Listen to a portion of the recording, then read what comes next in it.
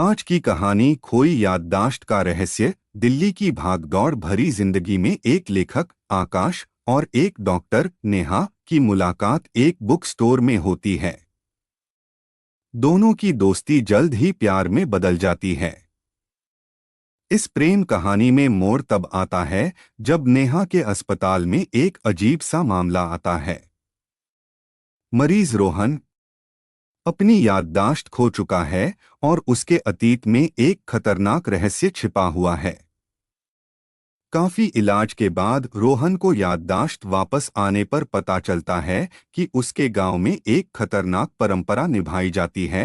आकाश और नेहा रोहन के साथ मिलकर उस गांव की ओर बढ़ते हैं। क्या आकाश, नेहा और रोहन मिलकर रोहन की खोई याददाश्त के रहस्य को उजागर कर पाएंगे? क्या वो खुद को और रोहन को आने वाले खतरों से बचा पाएंगे? क्या वे रोहन के गांव में घट रही अनहोनी घटनाओं को होने से रोक पाएंगे?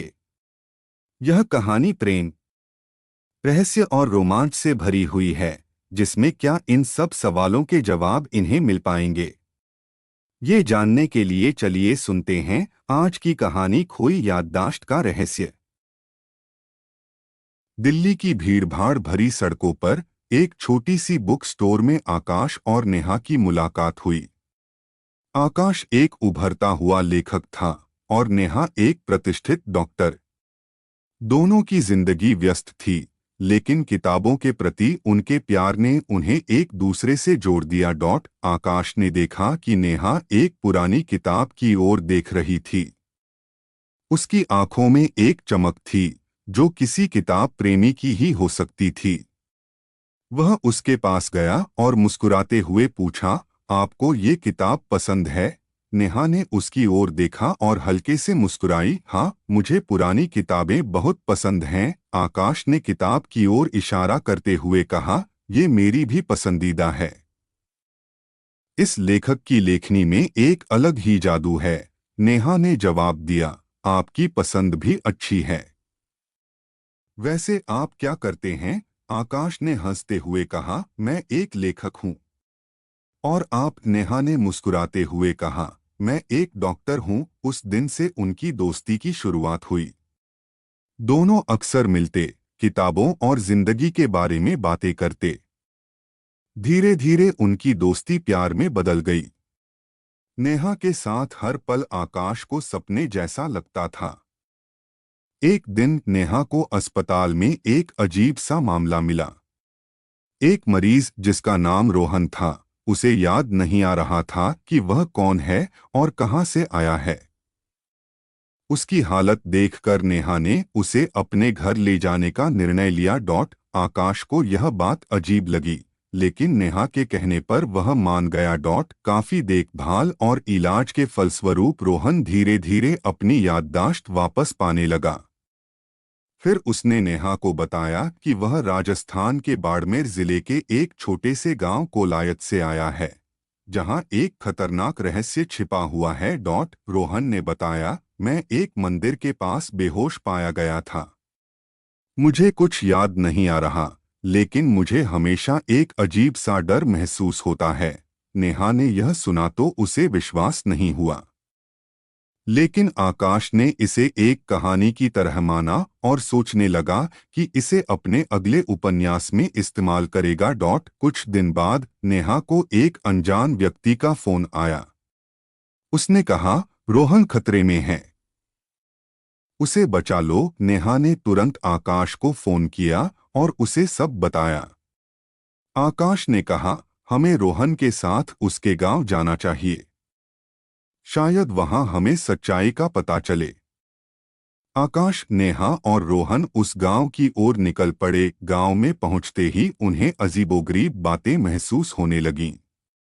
गांव के लोग बहुत डरे हुए थे और किसी अनजान खतरे से भागने की कोशिश कर रहे थे। गांव के एक बुजुर्ग ने कहा, तुम लोग यहाँ क्या करने आए हो? ये जगह सुरक्षित नहीं है।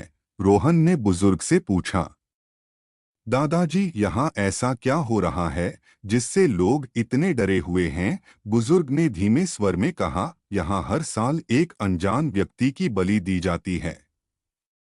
इस बार तुम्हारी बारी थी, लेकिन तुम बच गए। रोहन ने आकाश और नेहा को उस मंदिर तक पहुंचाया जहां वह रहस्य छिपा हुआ था।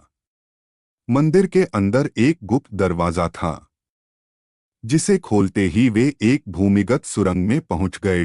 सुरंग के अंदर अंधेरा और सन्नाटा था। नेहा ने अपनी टॉर्च जलाकर रास्ता देखा। नेहा ने कहा, यह जगह बहुत डरावनी है, हमें सावधानी से आगे बढ़ना चाहिए। आकाश ने हिम्मत बंधाते हुए कहा, डरो मत, हम सच्चाई का पता लगाकर रहेंगे। उन्होंने देखा कि वहां एक पुरानी किताब रखी हुई थी जिसमें बलि की प्रक्रिया लिखी हुई थी। आकाश ने किताब को पढ़ते हुए देखा कि हर साल उस गांव के लोगों को बचाने के लिए बलि दी जाती है।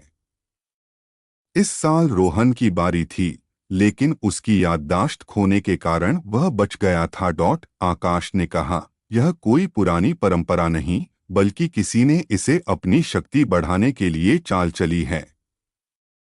उन्होंने देखा कि उस खंडर मंदिर में एक मौलवी कुछ सालों से आकर रहने लगा था और उसने ही यह साजिश रची थी। मौलवी ने ही रोहन को कुछ दवाई धोखे से खिलाकर उसकी याददाश्त मिटाई थी ताकि वह अपने पापों को छुपा सके। मौलवी ने गांव के लोगों को डराकर अपनी सत्ता बनाए रखी थी। उसने हर साल एक निर्दोष व्यक्ति की बलि देकर अपनी शक्तियों को बढ़ाने की कोशिश की। मौलवी ने अपनी नमाज के बाद हर रात मृत शरीर का कच्चा मांस खाकर अपनी शक्तियों को बढ़ाया। मौलवी ने आकाश, नेहा और रोहन को देखते ही कहा, तुम लोग यहाँ क्या कर रहे हो? यह जगह तुम्हारे लिए नहीं है। आकाश ने साहस दिखाते हुए कहा, हम तुम्हारी सच्चाई जान चुके हैं, अब तुम्हारा खेल खत्म हो चुका है। मौलवी ने हंसते हुए कहा, तुम्हें लगता है कि तुम मुझे रोक सकते हो? मेरे पास ताकत है जो तुम सोच भी नहीं सकते। आकाश, नेहा और रोहन ने मिलकर मौलवी से लड़ाई की। मौलवी ने अपनी तांत्रिक ताकतों का प्रदर्शन करते हुए उन्हें डराने की कोशिश की, लेकिन आकाश और नेहा ने हार नहीं मानी। दूसरी तरफ रोहन ने गांव वालों से मिलकर पुलिस को खंडर के बाहर बुला लिया था। पुलिस मौके पर पहुंची और मौलवी को गिरफ्तार कर लिया। पुलिस ने सुरंग की जांच की और वहां मौलवी के सभी पापों का सबूत पाया और उन्हें उसके सामान से पता चला कि वो जोधपुर जेल से 2 साल पहले निकल भागा था। उसका असली नाम साकिब अहमद था, जो उस खंडर मंदिर में एक पुजारी के भेष में रहने लगा था क्योंकि वहां ज्यादा लोगों का आना जाना नहीं था और वहां वो अपनी तांत्रिक क्रियाओं को आसानी से कर पा रहा था। लेकिन अब नेहा और आकाश और रोहन के कारण वो पुलिस की गिरफ्त में फिर से आ चुका था। उसके पकड़े जाने के बाद गांव को उस खतरनाक परंपरा से मुक्ति मिल गई। रोहन ने आकाश और नेहा का धन्यवाद किया और उनकी मदद से अपने गांव में ही अपनी जिंदगी को नई शुरुआत दी। आकाश और नेहा का प्यार और भी गहरा हो गया। इस अनुभव ने उन्हें सिखाया कि प्यार में विश्वास और साहस ही सच्ची ताकत है। आकाश ने इस रोमांचक घटना को अपने अगले उपन्यास में लिखा जो अत्यंत लोकप्रिय हुआ। उसके बाद आकाश और नेहा ने साथ मिलकर नई जिंदगी की शुरुआत की। उनकी प्रेम कहानी रहस्य और रोमांच से भरी थी। ये कहानी आपको कैसी लगी? हमें ये जरूर बताएं। आप अपनी राय नीचे कमेंट बॉक्स में लिख सकते हैं।